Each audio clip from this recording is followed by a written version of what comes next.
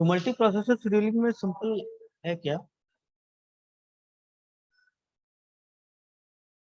कि हमें क्या करना है कि जो एक तरीके से सीपीयू शेड्यूलिंग की जाती है, ठीक।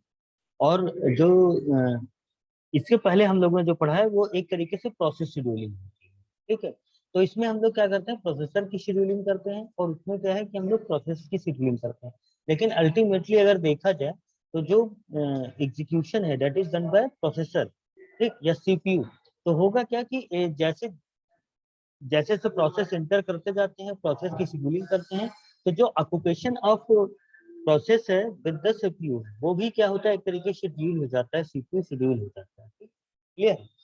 तो हम मल्टी प्रोसेसर शेड्यूलिंग में क्या करते हैं कि इसमें सीपीयू शेड्यूलिंग करते हैं, सीपीयू की कैसे शेड्यूल करें, ठीक है? तो अब देखो क्या है कि बहुत सारी चीजें हमें देखनी पड़ेगी कि whether the multi processor organization is homogeneous और हेटेरोजेनियस।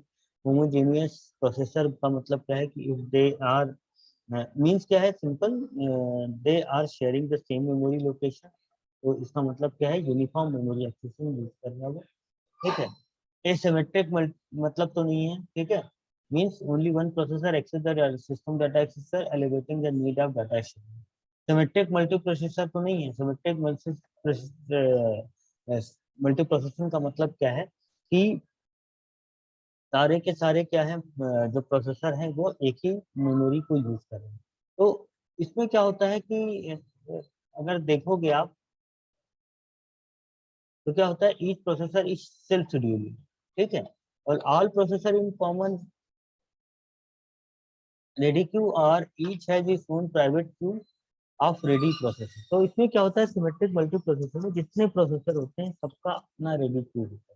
क्योंकि क्या होता है ना कि पैरेलली होते हैं, ठीक है। तो जितने प्रोसेसर उतने रेडी क्यू। तो इसका मतलब क्या है कि for each processor there is a ready, ठीक। इसमें क्या होता है, जो अभी तक हम लोगों ने पढ़ा उसमें यूनी प्रोसेसर होता है, ठीक है। यूनी प्रोसेसर है तो जितने भी प्रोसेसर आएंगे they will be entered into a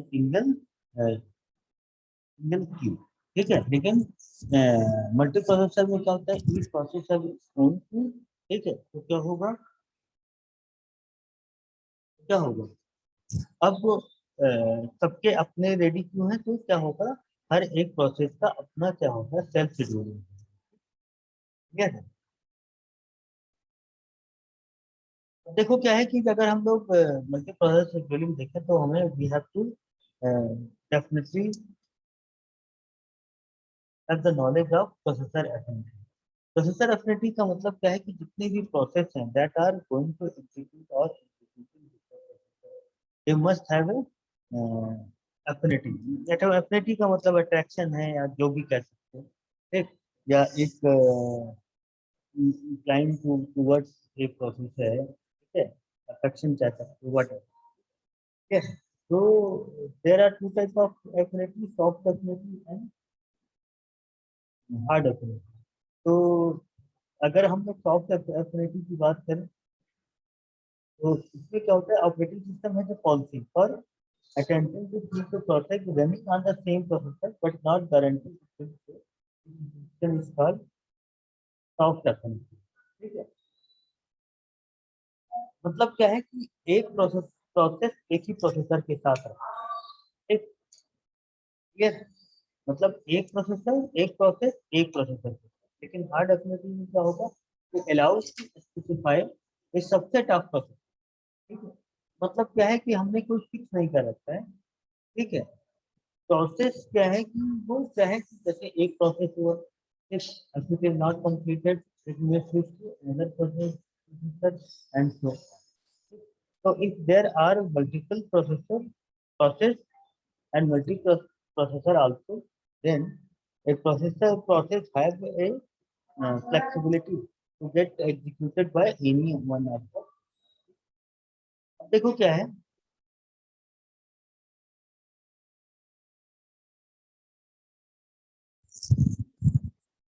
अगर हम लोग सिमेट्रिक मल्टी प्रोसेसर करते हैं तो उसमें जो शेड्यूलिंग करते समय हमें ध्यान रखना है लोड बैलेंस, ठीक, क्लियर है। अगर लोड बैलेंसिंग नहीं करें तो क्या होगा कि वन प्रोसेसर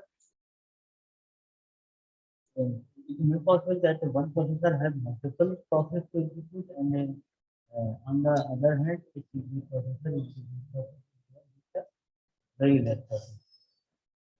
तो ये चीज हमें थोड़ा सा लोड बैलेंसिंग हमें करके चलना पड़ेगा, अदरवाइज क्या है किसी एक प्रोसेस के पास ज्यादा काम हो जाएगा और किसी एक प्रोसेस के पास बिल्कुल काम नहीं होगा।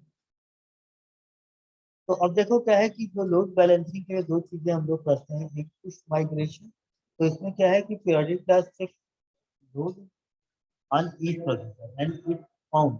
तो हम लोग क्या करते हैं, जितने प्रोसेसर उनके multiple processor definitely there are multiple processor, तो होगा क्या कि ये चेक किया जाता है कि अ, मतलब प्रोसेसर पे ज्यादा लोग, जैसे आप लोग क्या करते हो मकान बनाते हो तो क्या है पिलर पे बेस खड़ा करते हो, तो मतलब हम लोग चेक करते हैं कि किसके लोड ज्यादा है और किसके लोड, अगर किसी को ज्यादा लोड होगा तो लोड है। तो इस माइग्रेशन में क्या करते हैं हम लोग हम लोग क्या करते हैं, सारे प्रोसेसर का लोड चेक करते हैं, और अगर हमें लगता है कि कोई एक प्रोसेसर ओवरलोड है तो वहां से कोई एक प्रोसेस को पुश करें। फुल माइग्रेशन का मतलब क्या होता है? फुल माइग्रेशन का मतलब क्या है कि अगर कोई आइडियल प्रोसेस है, ठीक है, मतलब वो कोई at that moment it is not involving ideal process, ठीक है। तो यानी कि खाली बैठा है तो क्या होगा, वो बिजी प्रोसेसर है उनसे कोई एक प्रोसेस, ठीक। तो ये क्या कहलाता है हमारा फुल। तो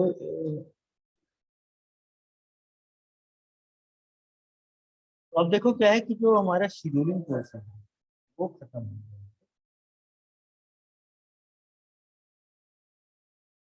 ठीक है। तो अगर कोई कुछ क्वेश्चन है तो पूछ सकते हो, अदरवाइज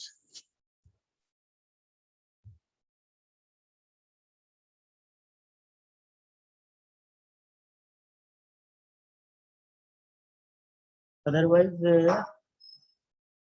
तो तुम लोगों ने अटेंडेंस दे दिया था, वही अटेंडेंस नहीं, नहीं जितने लोग अटेंडेंस दे दो क्योंकि इसमें पहला क्लास चल रही है तो अटेंडेंस दे दो।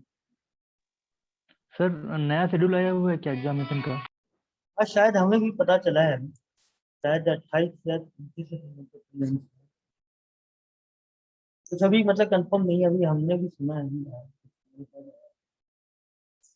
नहीं सर, एकेटीयू ने तो नोटिस निकाल दिया सर। एग्जाम। सर 12 को है सर, ओएस का सर पेपर। एग्जाम वैसे तुम लोग स्टार्ट कब से हैं? ओएस का पहला पेपर है? नहीं सर, पहला पेपर है सर टीसी का, 10 को है सर ओएस को।